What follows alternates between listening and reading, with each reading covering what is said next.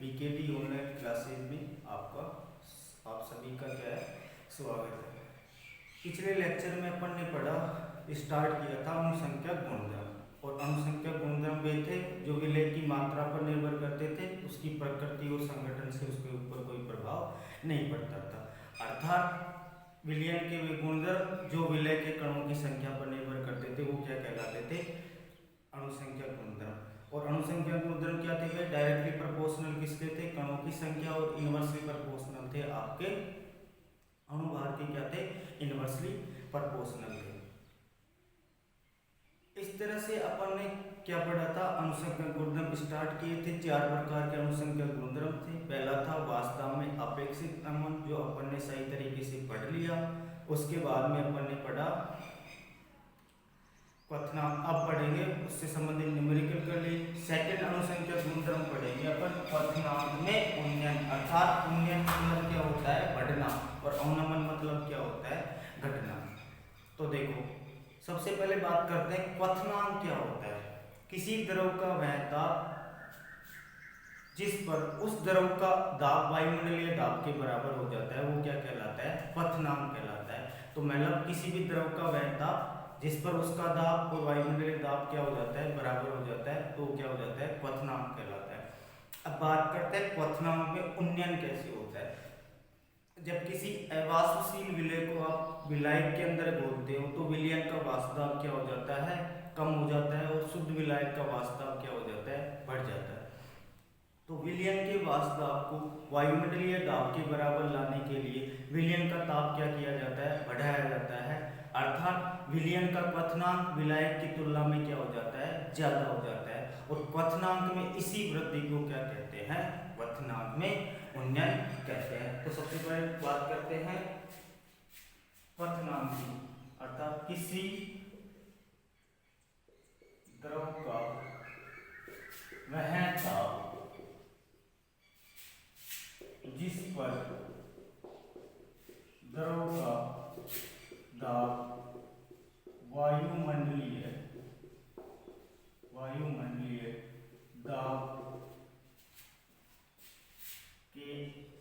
बराबर हो जाता है क्वथनांक कहलाता है। अर्थात किसी द्रव का वह ताप जिस पर द्रव का दाब वायुमंडलीय दाब के बराबर हो जाता है वो क्या कहलाता है, क्वथनांक। अब बात करते हैं अपन क्वथनांक में उन्नयन की। तो जब किसी अवाष्पशील विलय पदार्थ को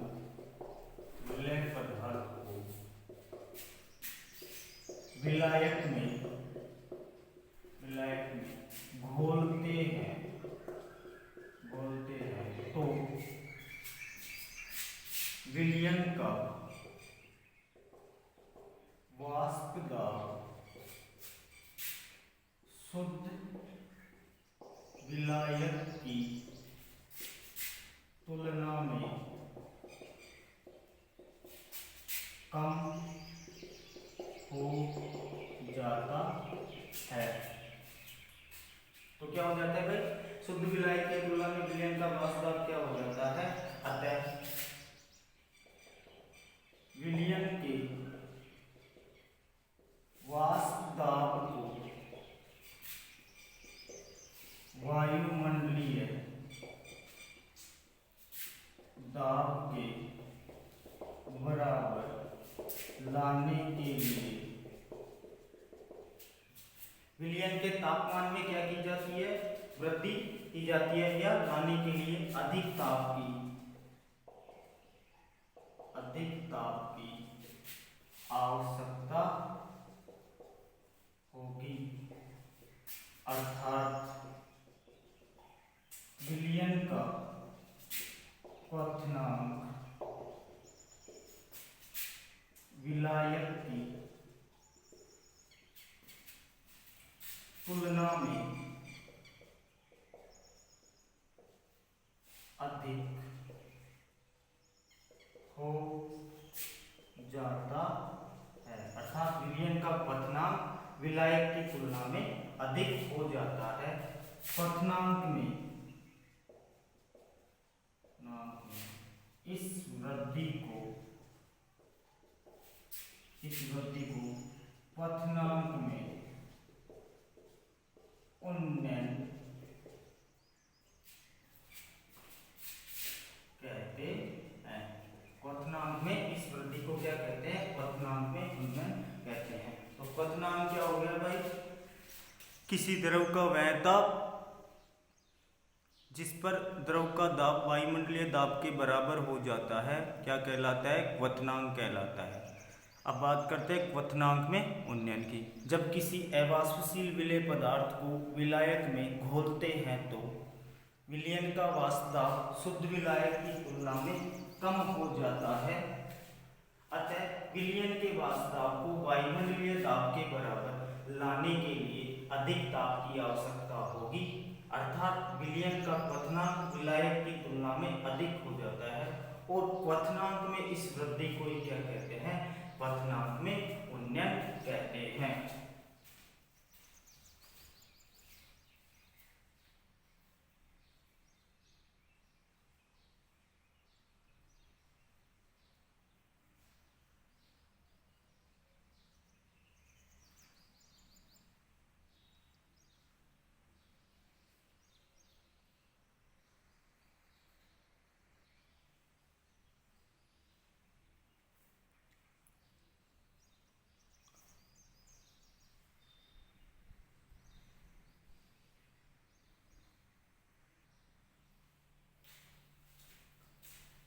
तो क्वथनांक विलयन का क्वथनांक क्या हो रहा था भाई? विलायक की तुलना में अधिक। यदि विलयन का क्वथनांक Tb तथा शुद्ध विलायक का क्वथनांक Tb नॉट हो तो क्वथनांक में उन्नयन क्या हो जाएगा भाई? क्वथनांक में उन्नयन बराबर क्या हो जाएगा? डेल्टा Tb बराबर क्या हो जाएगा? Tb माइनस Tb नॉट, अर्थात अधिक माइनस क्या होता है? कम होता है। तो यहाँ से क्या हो जाएगा? डेल्टा Tb बराबर क्या हो जाएगा? Tb minus Tb। Tb क्या है यहाँ पे? विलयन का क्वथनांक, और Tb नॉट क्या है? विलायक का। Tb क्या है यहाँ पे? विलयन का क्वथनांक, और Tb नॉट क्या है यहाँ पे? शुद्ध विलायक का क्वथनांक। तो Tb नॉट क्या हो गया भाई? शुद्ध विलायक का क्वथनांक। अब देखो क्वथनांक में उन्नयन को देखने के लिए अपन एक प्लॉट बनाते हैं वाष्प दाब और ताप के मध्य। इधर क्या लिया आपने? वाष्प दाब, और नीचे क्या ले लिया आपने? ताप ले लिया। किसमें है तापमान? केल्विन में ले लिया।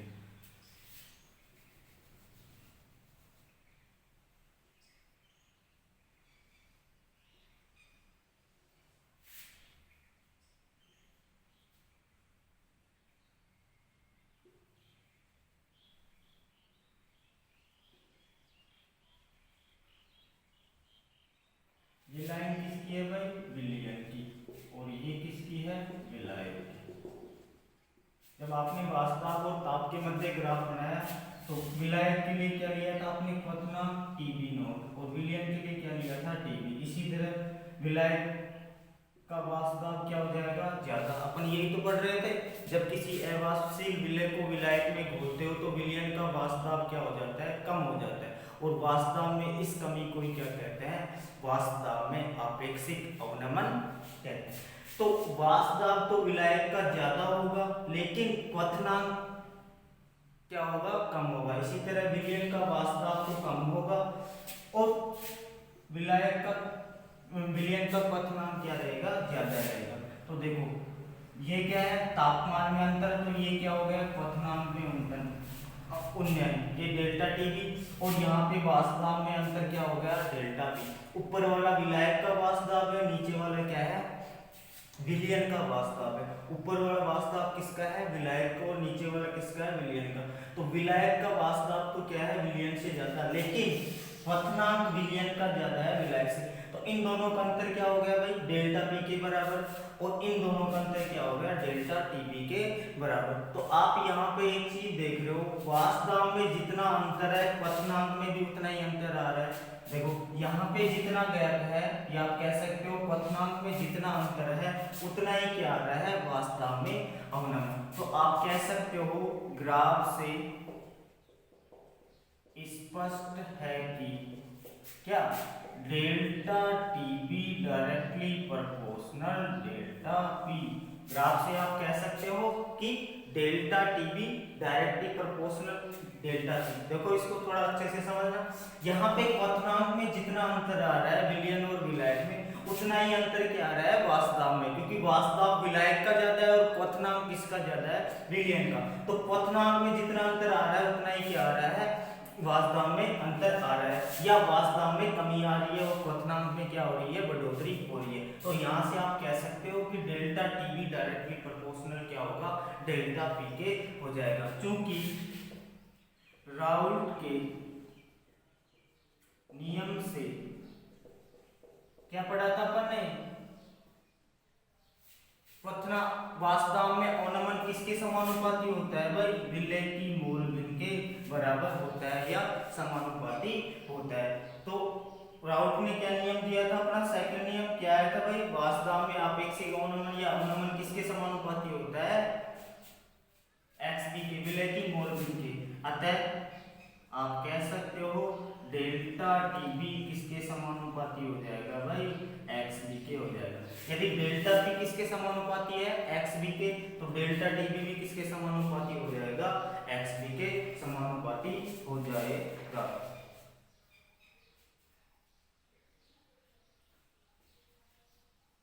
तो आपने देख लिया, यदि विलयन का क्वथनांक टीबी, शुद्ध विलायक का क्वथनांक कितना हो, टीबी नॉट हो, तो क्वथनांक में उन्नयन क्या हो जाएगा भाई, डेल्टा टीबी बराबर TB minus TB naught. TB क्या है यहाँ पे, विलयन का क्वथनांक, टीबी नॉट क्या है, शुद्ध विलायक का क्वथनांक। तो आपने क्या फिर प्लॉट बनाया, वास्तव और ताप के मध्य, पहली लाइन विलायक की है, दूसरी लाइन किसकी है, विलयन की। तो आप देख रहे हो विलयन का वास्तव क्वथनांक क्या आ रहा है ज्यादा, जबकि वास्तव क्या आ रहा है कम। ये लाइन देखो विलयन के लिए,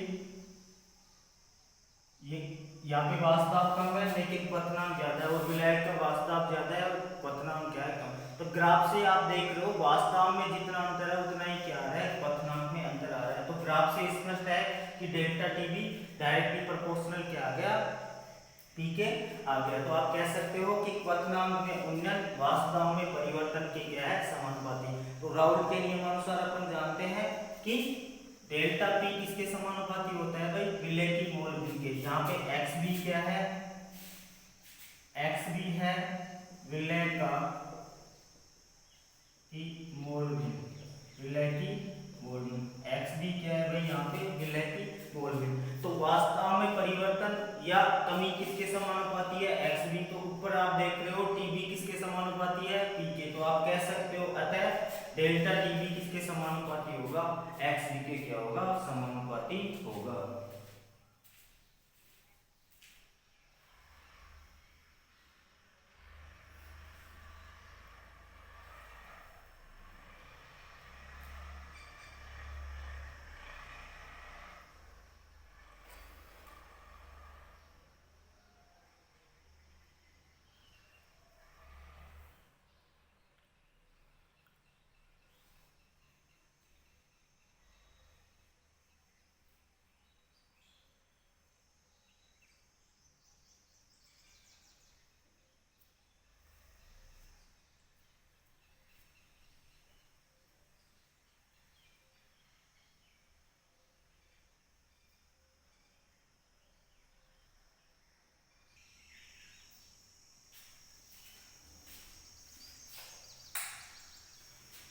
अभी आपने देखा कि ग्राफ से क्या प्राप्त हुआ था आपको, अभी डेल्टा टीबी डायरेक्टली प्रोपोर्शनल किसके हो गए भाई, एक्स बी के। अब इस समानुपाती चिन्ह को क्या करते हैं, हटाते हैं। समानुपाती चिन्ह को हटाते हैं तो क्या आ जाएगा भाई, डेल्टा टीबी बराबर के इंटू एक्स बी, एक समानुपाती स्थिरांक आ जाएगा।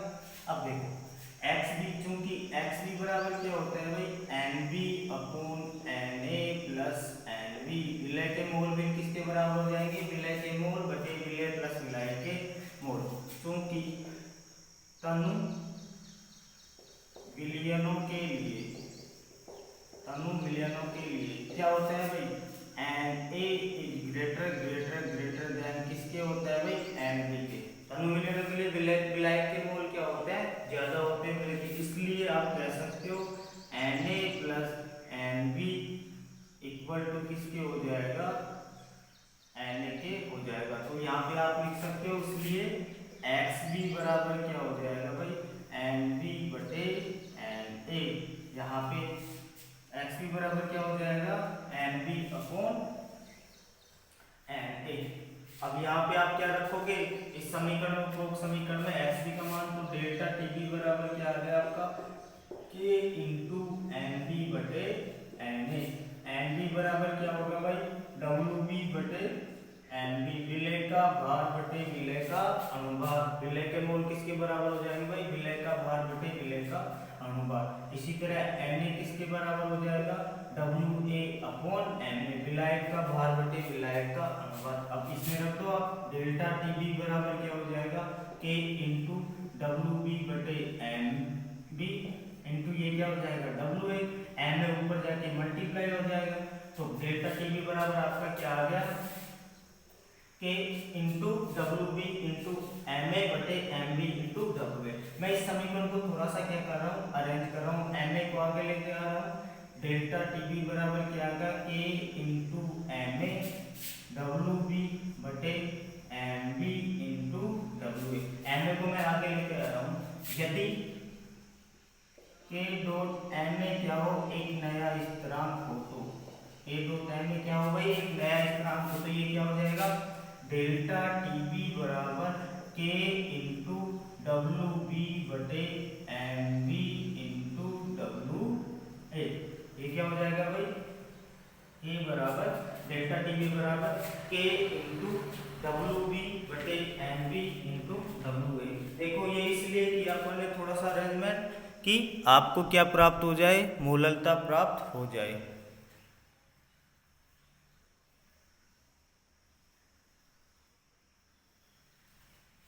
तो आपने क्या किया इसको थोड़ा सा नया स्थिरांक लिया आपने, तो ये क्या लिखा डेल्टा टी बी बराबर के इंटू डब्ल्यू बी बटे M B into W A. ये क्या आ गया आपका डेल्टा टी बी। देखो ये इसलिए किया गया इस तरह इसलिए माना कि ये क्या हो जाएगी मूललता, डब्ल्यू बी बटे विलय के मोल बटे विलय का भार।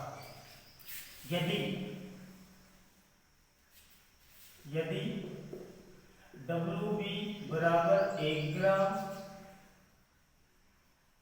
और एम बी बराबर भी कितना हो जाए भाई 1 ग्राम, और यदि डब्ल्यू ए बराबर 1 किलोग्राम हो तो क्या हो जाएगा भाई ये सारे सभी के मान 1 1 हो, तो ये डेल्टा टी बी बराबर क्या आ जाएगा के बराबर।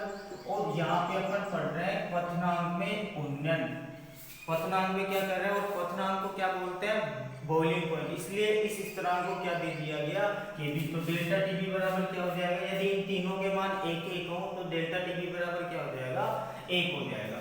तो यहाँ पे के बी क्या है भाई मोलल उन्नयन स्थिरांक, यहाँ पे के बी क्या हो गया भाई मोलल उन्नयन स्थिरांक। अब देखो आपने भी फॉर्मूला निकाला क्या डेल्टा टी बी बराबर यदि विलयन की डेल्टा टी बी बराबर के इंटू डब्ल्यू बी बटे M B into W A. यदि विलयन की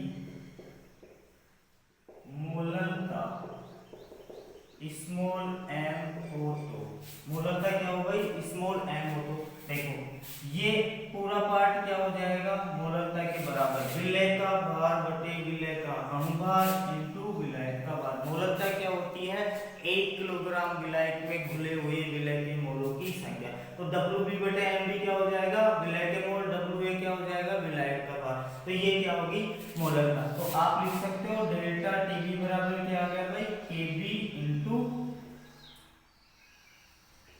स्मॉल एम। डेल्टा टीबी बराबर क्या आ गया केबी इंटू स्मॉल एम, और यहाँ पे स्मॉल एम क्या है मोलकता। स्मॉल एम क्या है भाई मोलकता है।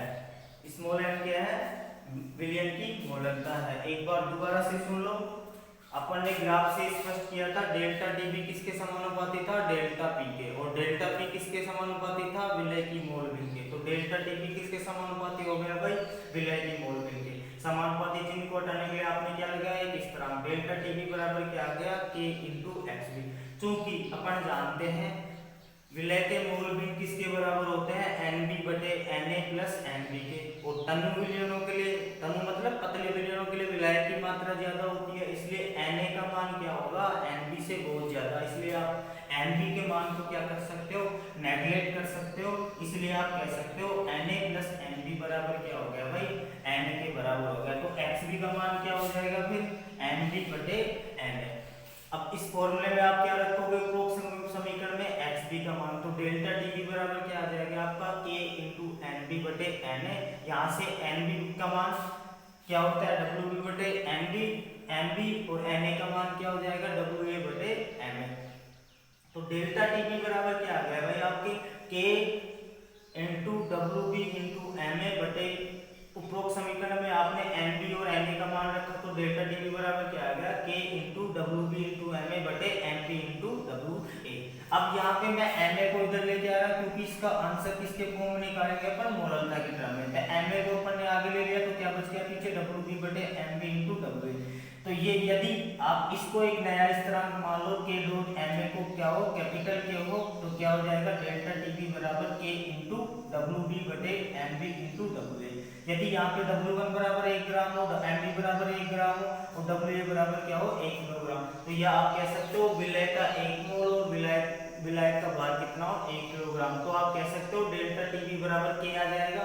और यहाँ पे अपन क्वथनांक में उन्नयन पढ़ रहे हैं, इसलिए इस के को किससे लिख देते हैं के बी से लिखते हैं। के बी का मतलब कोई नया स्थिरांक नहीं, बी का मतलब होता है बॉइलिंग, बॉइलिंग मतलब क्वथनांक बॉइलिंग पॉइंट। तो यहाँ पे केबी क्या है भाई मोलर उन्नयन स्थिरांक। तो डेल्टा टीबी बराबर क्या आएगा केबी इंटू डब्ल्यू बी बटे एम बी इंटू डब्ल्यू। यदि विलयन की मोलरता क्या हो स्मॉल है तो ये मान क्या आ जाएगा मोलरता के बराबर। तो डेल्टा टीबी बराबर क्या आ जाएगा भाई आपका केबी इंटू स्मॉल एम। एम क्या है मोलरता। बच्चों आपसे इसका डेरिवेशन भी एग्जाम में पूछ सकते हैं, तो इसको थोड़ा सा ध्यान से देखना। वैसे कुछ भी वो नहीं है समस्या, आप सिंपल सा डेरिवेशन है, बस आपको ये थोड़ा सा ये यहाँ पे केबी से कंफ्यूज मत हो जाना। केबी मतलब क्या है बी मतलब क्या होगा बॉइलिंग पॉइंट, इसलिए इसको केबी लिख दिया है। तो ये क्या हो गया आपने निकाल लिया डेल्टा टीबी बराबर केबी इंटू स्मॉल एम।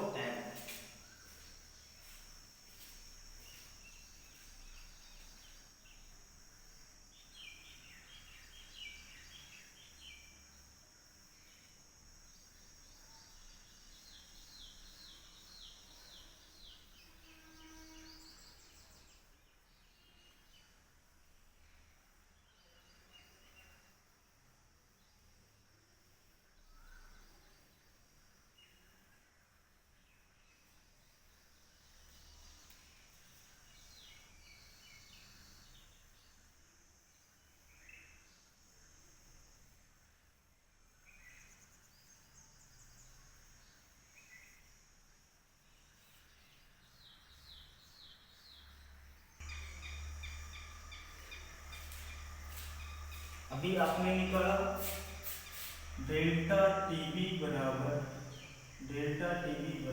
केबी इंटू मोलरता। डेल्टा टीबी बराबर क्या निकाला केबी इंटू मोलरता।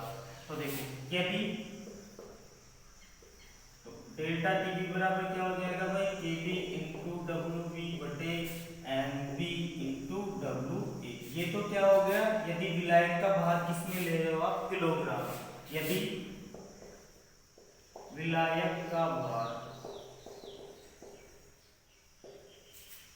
1000 या विलायक का भार ग्राम में हो तो ग्राम में हो तो ये कितना होगा 1/1000, तो ये क्या आ जाएगा ऊपर 1000 जाके मल्टीप्लाई हो जाएगा।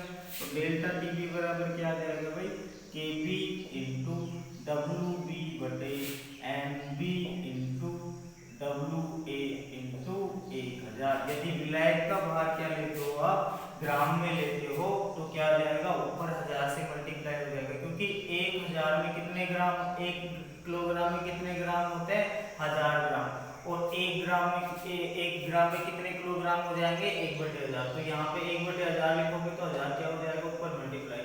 तो ये क्या आ गया आपके डेल्टा टीबी बराबर K B into W B into 1000 बटे M B into W A. ये फाइनल आ गया आपके क्वथनांक में उन्नयन। तो देखो यहाँ पे डेल्टा टीबी क्या है क्वथनांक में उन्नयन, डेल्टा टीबी क्या है भाई क्वथनांक में उन्नयन। केबी क्या है मोलर उन्नयन स्थिरांक, केबी क्या है मोलर उन्नयन स्थिरांक। यहाँ पे डब्ल्यू बी क्या है विलय का भार, डब्ल्यू बी क्या है भाई विलय का भार। इसी तरह एम बी क्या है विलय का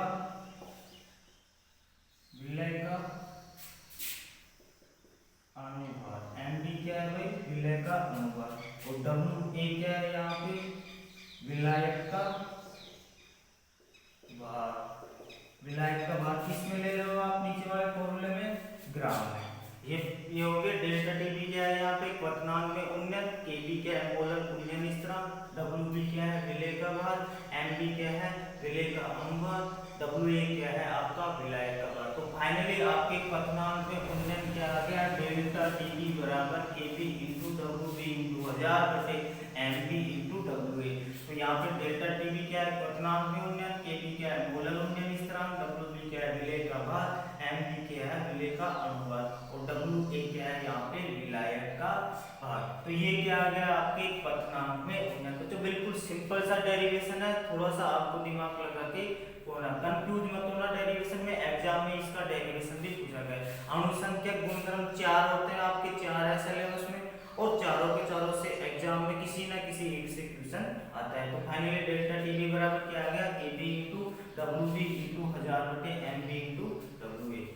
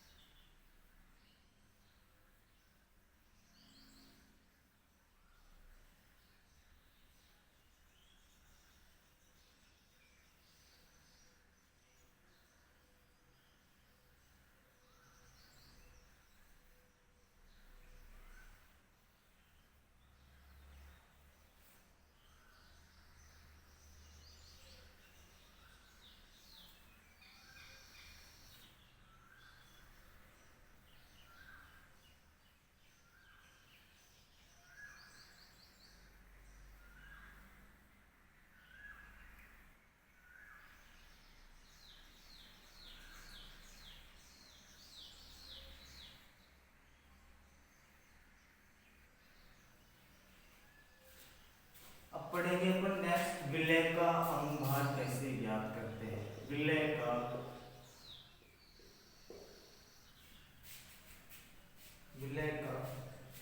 अनुभार या मोलर द्रव्यमान, विलय का अनुभार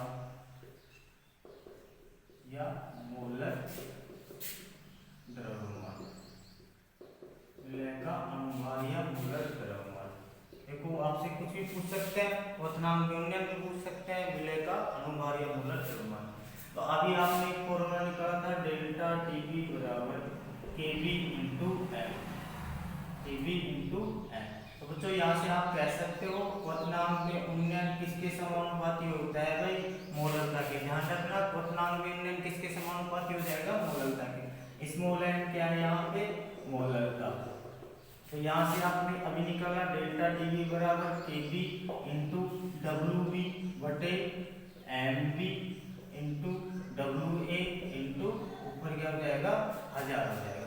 अब आपसे विलय का अनुभार या मोलर दबाव, विलय का अनुभार क्या है यहाँ पे एम बी का मान निकालोगे तो ये डेल्टा टीबी नीचे मल्टीप्लाई हो जाएगा और वैसे कैसे रहेगा K B into W B into 1000 बटे डेल्टा टीबी इंटू डब्ल्यू ए।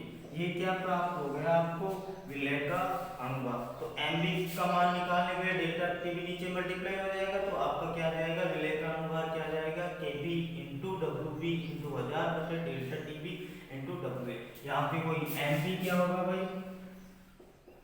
विलय का मोलर द्रव्यमान, मोलर द्रव्यमान,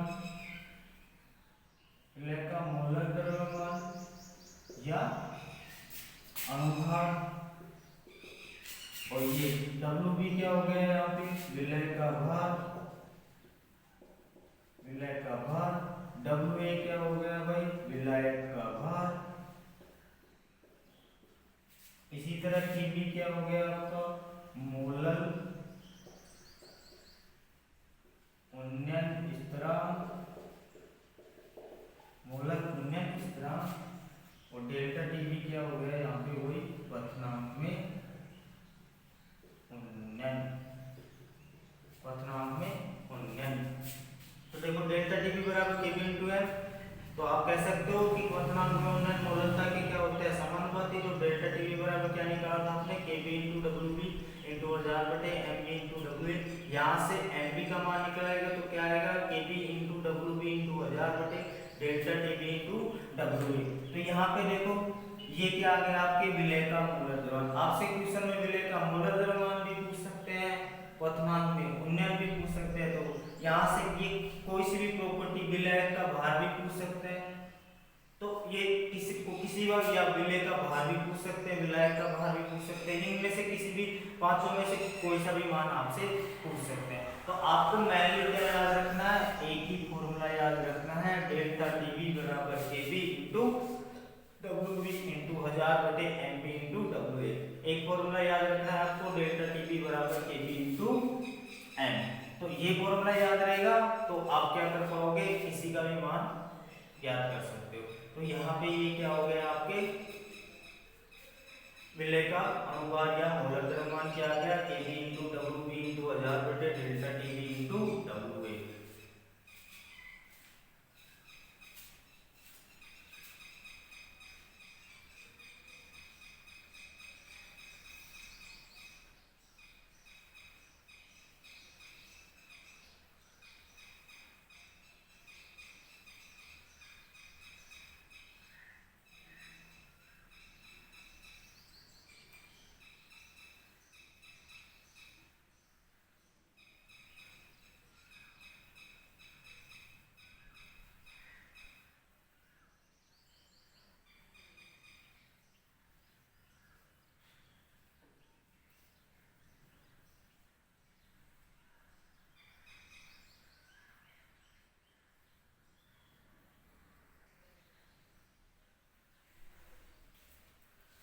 वान हुक नामक वैज्ञानिक ने क्या किया था, जो आपका मोलर उन्नयन स्थिरांक है इसका मान भी ज्ञात करने के लिए एक फॉर्मूला दिया था।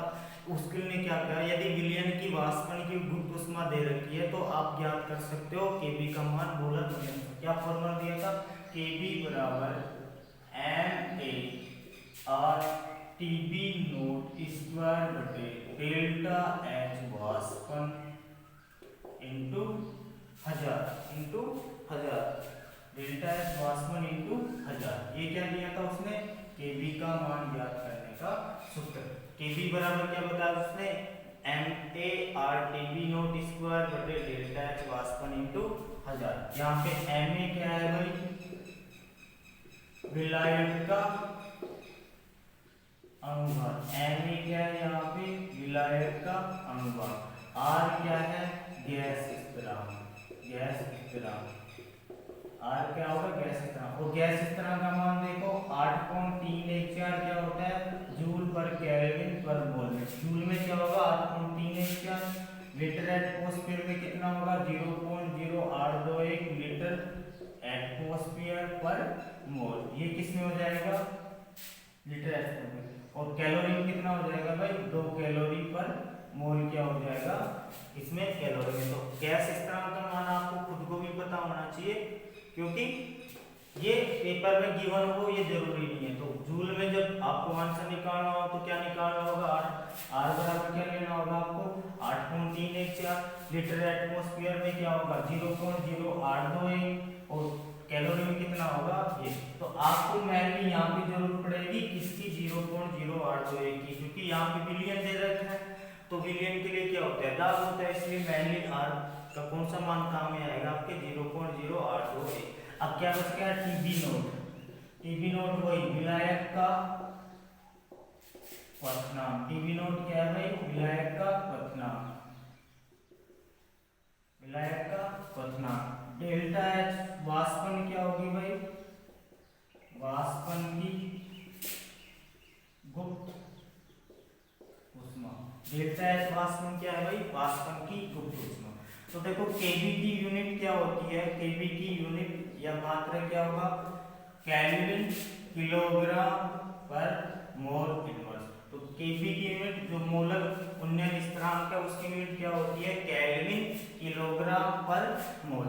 उन्होंने जल के लिए और बेंजीन के लिए मतलब ध्रुवीय विलायक के लिए और अध्रुवीय विलायक दोनों के लिए केबी का मान निकाल के बताया था।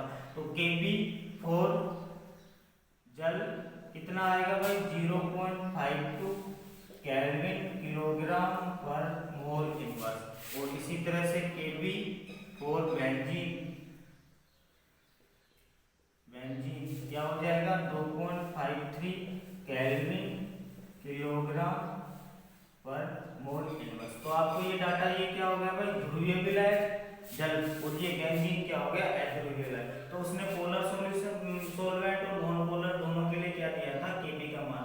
और वैसे इस फॉर्मूले के द्वारा आपको केबी का मान याद कर सकते हो। यदि किसी क्वेश्चन में वो केबी का मान पूछता है तो आपको ये डेल्टा एच वाष्पन दे देगा। तो डेल्टा एच वाष्पन दे देगा तो आपको एक हिंट देगा कि केबी का मान। नहीं तो जल के लिए और बेंजीन के लिए तो आप खुद याद कर लेना, इनको निकालने की जरूरत नहीं है। जल के लिए कितना होता है 0.52 केल्विन किलोग्राम पर मोल और बेंजीन के लिए कितना होता है 2.53 केल्विन किलोग्राम पर मोल। इसी तरह से केबी की यूनिट क्या होगी केल्विन किलोग्राम पर मोल। तो वांटोप नामक वैज्ञानिक ने ये किसने दिया था भाई वांटोप के अनुसार क्या दिया था उसने केबी बराबर MARTB नॉट स्क्वायर बटे डेल्टा एच वाष्पन इनटू 1000। तो यहाँ पे इस फॉर्मूले के द्वारा आप केबी का मान भी निकाल सकते हो। जल के लिए और बेंजीन के लिए उसने खुद निकाल के बताया था और बाकी के अन्य विलायकों के लिए ये मान देगा आपको। आर का मान आपको पता होना चाहिए, डेल्टा एच वाष्पन क्वेश्चन में देगा, विलायक का अनुपात देगा और विलायक का क्वथनांक देगा। इस फॉर्मूले से आप क्या निकाल सकते हो क्वथनांक में मोलर उन्नयन स्थिरांक निकाल सकते हो। इस तरह से आपके क्वथनांक के उन्नयन का डेरिवेशन क्या हो गया कंप्लीट हो गया। तो बच्चों एग्जाम में आपसे इसका डेरिवेशन भी पूछ सकते हैं और इसके ऊपर न्यूमेरिकल भी पूछ सकते हैं, या ये भी हो सकता है डेरिवेशन प्लस न्यूमेरिकल भी पूछ सकते हैं। तो बिल्कुल सीधा सा है, मैं एक बार फिर से रिवाइज कर रहा हूँ क्वथनांक में उन्नयन को। क्वथनांक क्या होता है किसी द्रव का वह ताप जिस पर द्रव का दाब वायुमंडलीय दाब के बराबर हो जाता है। अर्थात किसी द्रव का वह ताप जिस पर उसका दाब वायुमंडलीय दाब के बराबर हो जाता है क्या कहलाता है क्वथनांक कहलाता है। अब देखो क्वथनांक में उन्नयन की बात करते हैं। जब किसी आप अवाष्पशील विलय को विलायक में घोलते हो तो विलयन का वाष्प दाब क्या हो जाता है कम हो जाता है। अर्थात विलयन का दाब वायुमंडलीय दाब के बराबर लाने के लिए आपको अधिक ताप की आवश्यकता होती है और विलयन के तापमान क्या हो जाता है विलायक की तुलना में अधिक हो जाता है। भाई विलयन को जब गर्म करोगे तापमान क्या होगा बढ़ेगा। तो विलयन का ताप क्या हो जाता है विलायक की तुलना में अधिक। अर्थात विलयन का क्वथनांक क्या हो जाता है विलायक की तुलना में अधिक। और क्वथनांक में इस वृद्धि को क्या कहते हैं क्वथनांक में उन्नयन कहते हैं। यदि विलयन का क्वथनांक क्या हो TB और विलायक का क्या हो TB नो तो क्वथनांक में उन्नयन क्या आया था आपके डेल्टा टीबी बराबर टीबी माइनस टीबी नोट। विलयन का ज्यादा था इसलिए टीबी माइनस टीबी नोट। अब अपन ने एक ग्राफ बनाया था वास्तव और ताप के मध्य, तो विलायक का पहले था और विलयन का क्या था बाद में। विलयन का क्वथनांक ज्यादा था और वास्तव कम था, जबकि विलायक का वास्तव ज्यादा था और क्वथनांक क्या था कम था। तो ग्राफ से अपन देख रहे थे कि वास्तव में जितना अंतर आ रहा था उतना ही क्या आ रहा था क्वथनांक में अंतर आ रहा था। तो ग्राफ से आप कह सकते हो कि डेल्टा टीबी डायरेक्टली प्रोपोर्शनल किसके था डेल्टा पी के। और राउल्ट के नियमानुसार डेल्टा पी क्वथनांक में और वास्तव में अवनमन किसके समानुपाती होता है भाई विलय की मोल वेग के, अर्थात एक्स बी के क्या होता है समानुपाती। तो अपन कह सकते हैं कि डेल्टा टीबी भी किसके समानुपाती होगा एक्स बी के। उसके बाद में आपने समानुपाती चिन्ह को हटाया था, एक स्थिरांक लगाया था, तो क्या प्राप्त हुआ था आपके डेल्टा टीबी बराबर K into X B. X B का मान क्या होता है भाई विलय के मोल बटे विलायक प्लस विलय के मोल, अर्थात एन बी बटे N A plus N B बटे एन ए। तो आप कह सकते हो तनु विलयनों के लिए एन ए का मान क्या होता है एन बी से ज्यादा, इसीलिए आप कह सकते हो N B plus N A बराबर क्या हो जाएगा एन ए के बराबर हो जाएगा। तो आप लिख सकते हो एक्स बी बराबर एन बी बटे एन ए।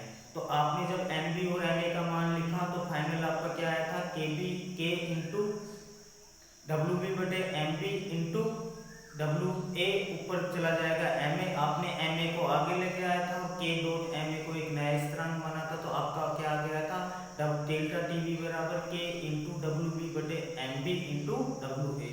और यदि डब्ल्यू बी डब्ल्यू ए और एम बी का मान 1 के बराबर हो तो डेल्टा टी बी बराबर किसके बराबर माना था अपन ने के बी के बराबर, और के बी क्या था मोलर उन्नयन स्थिरांक था। तो आप कह सकते हो कि डेल्टा टी बी बराबर क्या आ गया के बी। तो यदि विलयन की मोलरता क्या हो भाई एम हो, तो आप क्या आ गया था डेल्टा टी बी बराबर के बी इंटू एम, और आपका फाइनल फॉर्मूला क्या आ गया था डेल्टा टी बी बराबर K B into W B बटे M B into W A. ये तो क्या था जब आप विलायक का भार 1 किलोग्राम ले रहे किलोग्राम में ले रहे, यदि विलायक का भार आप ग्राम में लोगे तो 1000 से ऊपर मल्टीप्लाई हो जाएगा। डेल्टा टी बी बराबर क्या आ गया K B into W B बटे एम बी इंटू 1000 बटे एम ए। यहाँ पे डब्ल्यू बी क्या है विलय का भार, एम बी क्या है विलय का अनुभार, डब्ल्यू ए क्या है विलायक का भार, और के बी क्या है मोलर उन्नयन स्थिरांक। उसके बाद में अपन ने देखा विलय का अनुभार, उसी फॉर्मूले से एम बी को ऊपर लेके जाओगे तो डेल्टा टी बी नीचे आ जाएगा। और उसके बाद में अपन ने देखा ये के बी मोलर उन्नयन स्थिरांक के लिए भी क्या दिया था वान टॉप ने ज्ञात करने का एक फॉर्मूला दिया था। के बी बराबर क्या आया था M A R T B not square बटे डेल्टा एच वास्तव इंटू 1000। तो यहाँ पे देखना एम ए विलायक का ही क्या होता है अनुभार और विलायक का ही क्या होता है क्वथनांक। डेल्टा एच क्या हो जाएगी एच क्या हो जाएगी वाष्पन की ऊष्मा, और के बी की यूनिट क्या होती है भाई केल्विन किलोग्राम पर मोल। और वान टॉप ने जल के लिए के बी का मान कितना निकाला था 0.52 और बेंजीन के लिए कितना निकाला था 2.53। इस तरह से आपके क्वथनांक का उन्नयन क्या हो गया कंप्लीट। अब देखेंगे इसके ऊपर न्यूमेरिकल।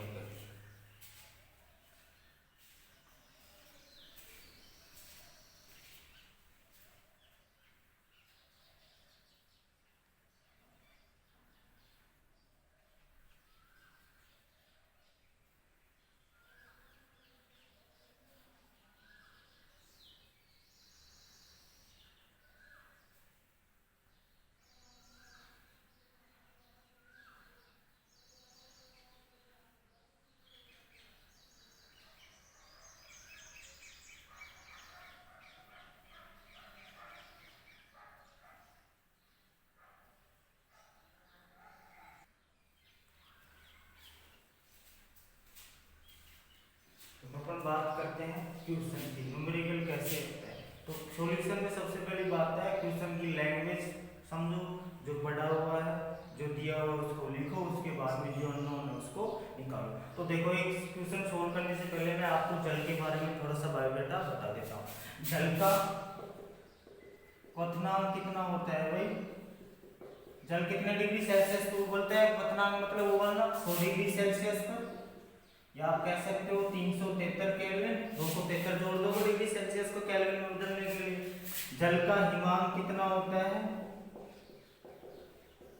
0 डिग्री सेल्सियस, मतलब जल कितने डिग्री सेल्सियस पर जमता है 0 डिग्री सेल्सियस, या आप कह सकते हो 273 केल्विन।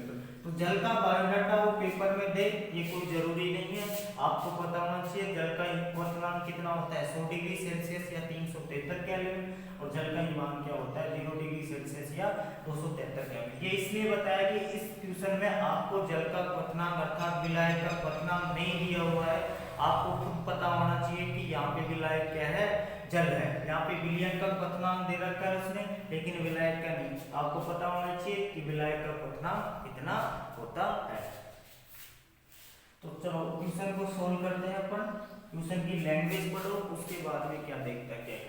100 ग्राम जल में 5 ग्राम पदार्थ को घोलने पर जल का क्वथनांक कितने डिग्री सेल्सियस बढ़ जाता है, 0.49 डिग्री सेल्सियस बढ़ता है।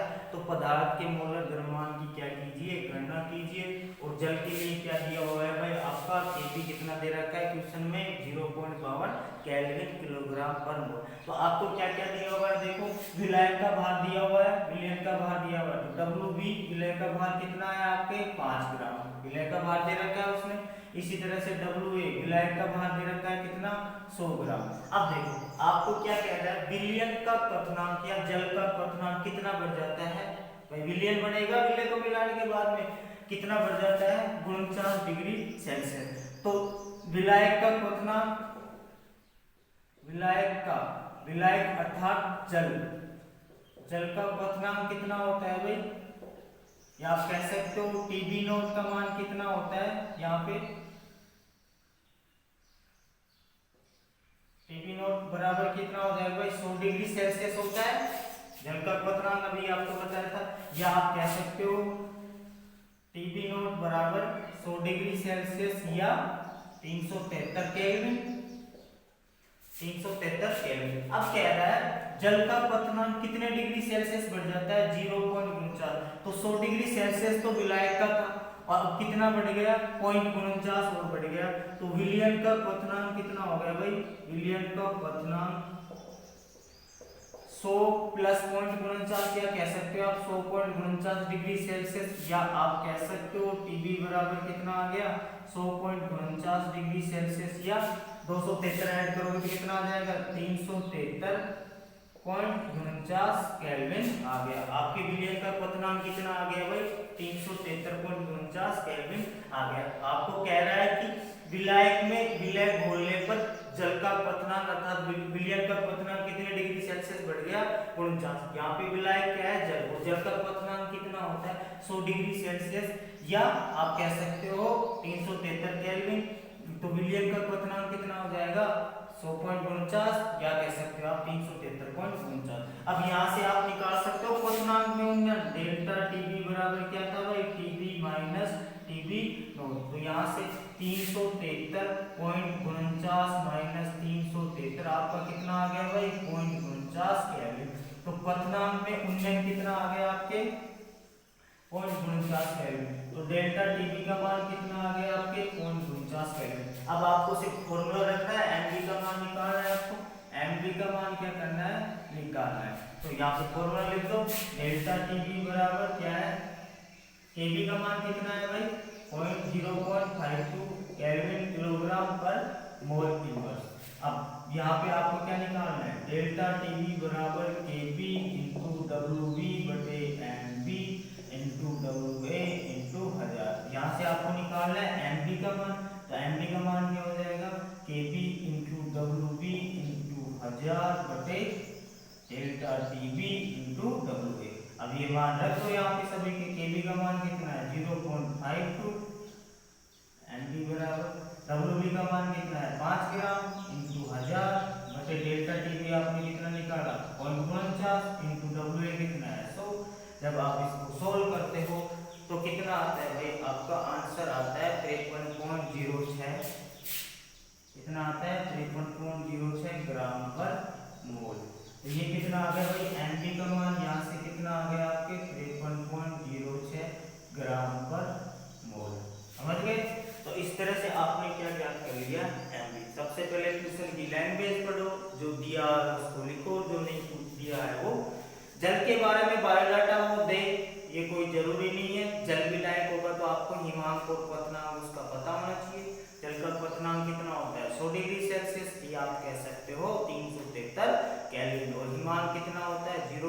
सेल्सियस या आप कह सकते हो 273 केल्विन होता है।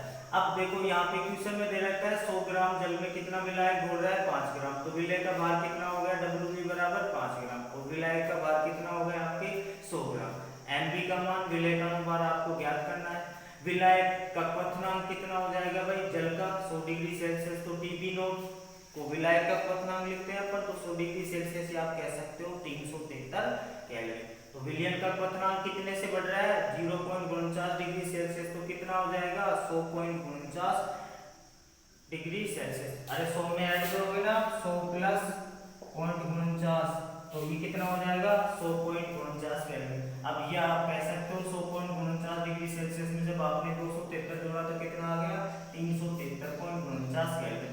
आपको विलयन का क्वथनांक मिल गया TB नोट मिल गया, तो क्वथनांक में हमने निकाल सकते हो डेल्टा TB बराबर क्या होता है TB माइनस TB नोट, तो 373.49 माइनस कितना करोगे आप 373, तो कितना आ गया भाई आपके 0.49 केल्विन आ गया। तो डेल्टा TB का मान कितना है आपके 0.49 केल्विन, तो KB बराबर क्या हो जाएगा भाई आपका 0.52 केल्विन किलोग्राम पर मोल दिया हुआ है आपके। तो अब लगा दो सीधा फॉर्मूला, डेल्टा TB बराबर क्या होता है KB इंटू WB इंटू 1000 बटे MB इंटू WB, सबके मान दिए हैं। MB का मान निकालने के आप डेल्टा TB को नीचे ले जाओगे तो क्या हो जाएगा KB इंटू WB इंटू 1000 बटे डेल्टा TB इंटू WB, सबका मान रख दो। KB का कितना है 0.52, WB का कितना है 5 ग्राम इंटू 1000, TB का मान कितना निकला आपने डेल्टा TB 0.49 इंटू 100, इसको जब सोल्व करोगे तो आप MB का मान या विलयन का अनुपात कितना गेट करोगे प्राप्त करोगे 53.01 ग्राम पर मोल। इस तरह से MB विलयन का अनुपात कितना प्राप्त हो गया भाई आपको 53.06 ग्राम पर मोल।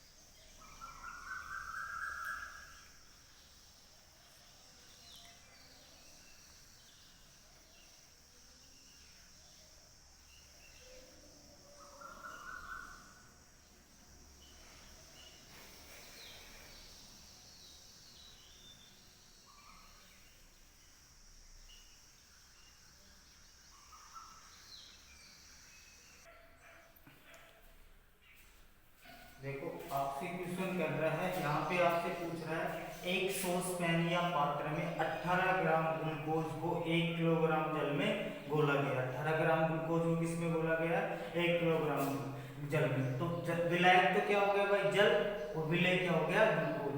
तो एक वायुमंडलीय दाब या 1.013 बार दाब पर यह जल किस ताप पर उबलेगा। जल के लिए केबी दे रखा है आपके, केबी बराबर 0.52 केल्विन किलोग्राम पर मोल दे रखा है। देखो आपको यहाँ पे पूछ रहा है विलयन का क्वथनांक कितना होगा।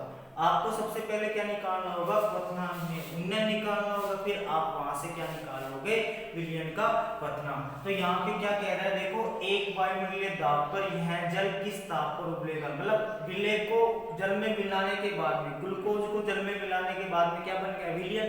तो आपसे पूछ रहा है विलयन का क्वथनांक कितना होगा। तो सबसे पहले आप निकाल लो क्या क्वथनांक में उन्नयन और वहां से आपको आ जाएगा क्या विलयन का क्वथनांक आ जाएगा। तो सबसे पहले जो गिवन है उसको लिख लो। देखो आपसे क्या कह रहा है 18 ग्राम ग्लूकोज, मतलब विलय का भार दे रखा है WB बराबर कितना है 18 ग्राम और WA कितना दे रखा है 1 किलोग्राम। जल का विलायक का ये आप कह सकते हो 1000 ग्राम और 1 किलोग्राम में कितने ग्राम होते हैं 1000 ग्राम। अब देखो आप MB का मान खुद पता कर सकते हो, विलय क्या है ग्लूकोज, ग्लूकोज का अनुपात कितना हो जाएगा भाई 180। देखो ग्लूकोज का फॉर्मूला कितना होता है C6H12O6, एक कार्बन का 12 प्लस 6 12 इंटू 1 हाइड्रोजन का 1 और 16 किसका होता है ऑक्सीजन का। जब आप इसको करोगे तो 12 छिकी 72 कार्बन का आ जाएगा, 12 हाइड्रोजन का आ जाएगा और 16 छिकी 56 किसका आ जाएगा ऑक्सीजन का आ जाएगा। और इन सबको टोटल करोगे तो कितना आएगा ग्लूकोज का अनुपात 180। तो विलय का अनुपात या ग्लूकोज का अनुपात कितना आ गया आपका 180 ग्राम। इस तरह से आप क्या निकाल लोगे, अगर नहीं दिया हुआ है विलय का अनुपात तो आप यह निकाल सकते हो। तो विलय का MB का मान कितना आ गया ग्लूकोज के लिए 180 ग्राम। ग्राम। ये किसका है भाई? C6H12O6 का। ग्लूकोज का अनुपात कितना आ गया? मोलर द्रव्यमान 180 ग्राम। अब आपको दे रखा है क्या, यहाँ से Kb का मान दे रखा है। Kb बराबर कितना है 0.52 केल्विन किलोग्राम पर मोल एमएल। अब आप यहाँ से निकाल सकते हो डेल्टा Tb बराबर Kb इंटू WB बटे MB इंटू 1000 बटे WA। देखो WB का मान पता है, WA का पता है, MB का मान पता है, Kb का मान पता है। फॉर्मूला रख दो, क्या आ जाएगा आपका आंसर आ जाएगा। तो यहाँ से डेल्टा Tb बराबर क्या रखा आपने? Kb बराबर 0.52 इंटू WB बराबर कितना रखा? 18 इंटू 1000 बटे MB का मान कितना है आपका? 180 इंटू 1000। 1 किलोग्राम। 1000 से 1000 गया, 18 से 180 कितने बार कटा? 10 बार। तो आपका फाइनल डेल्टा Tb बराबर क्या आ गया भाई? 0.52 बटे 10। ये कितना आ जाएगा? 0.52 केल्विन। तो आपके क्वथनांक में उन्नयन क्या प्राप्त हो गया आपको? 0.52 केल्विन। देखो डेल्टा Tb बराबर क्या होता है? Tb minus Tb note. यहाँ पे Tb क्या है? विलियन का। और Tb नोट क्या है? Tb क्या है? विलियन का क्वथनांक। विलियन का क्वथनांक। और Tb नोट क्या है भाई? विलायक का क्वथनांक। अब देखो Tb नोट का मान विलायक क्या है? जल। Tb नोट क्या है? जल। और जल के लिए आपको पता होना चाहिए कितना होता है? 100 डिग्री सेल्सियस या 373 केल्विन। जल का कितना होता है भाई? 100 डिग्री सेल्सियस या 373। तो आप यहाँ से Tb का मान निकाल सकते हो। Tb बराबर क्या हो जाएगा भाई? Delta Tb। ये इधर आके प्लस का हो जाएगा Tb नोट। अब आपको पता है डेल्टा Tb का मान ज्ञात कर लिया आपने कितना? 0.052 केल्विन। और जल के लिए क्वथनांक कितना होता है? 100 डिग्री सेल्सियस या 373 केल्विन। तो 373। तो ये आपका आंसर कितना आ जाएगा? 373.052 केल्विन। तो विलियन का क्वथनांक या जल किस ताप पर उबलेगा? 373.052 केल्विन पर उबलेगा। इस तरह से बिल्कुल इजी से क्वेश्चन होते हैं। ये विलियन का पूछ लिया। कभी कभार आपको यहाँ तक ही पूछता है क्वथनांक में उन्नयन। तो ये बिल्कुल सीधा सा है। तो सॉल्यूशन में जल के डाटा आपको याद रखने होंगे। उसके बाद में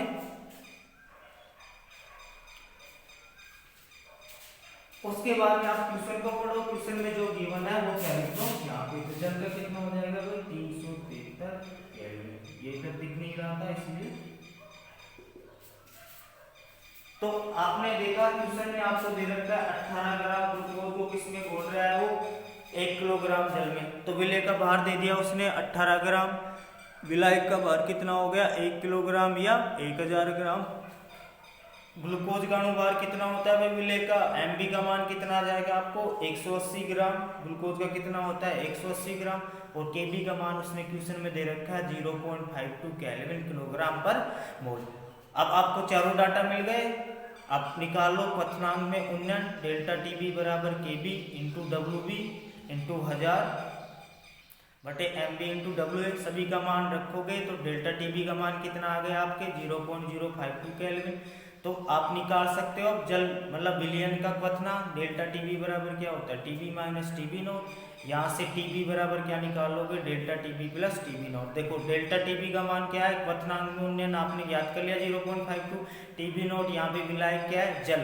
और जल के लिए कितना होता है? 100 डिग्री सेल्सियस या आप कह सकते हो 373 केल्विन। तो Tb बराबर क्या आ जाएगा भाई? 0.052 प्लस 373 अर्थात Tb बराबर 373.052 केल्विन आ जाएगा। तो विलियन का ताप कितना आ जाएगा आपके? 373.052 आ जाएगा।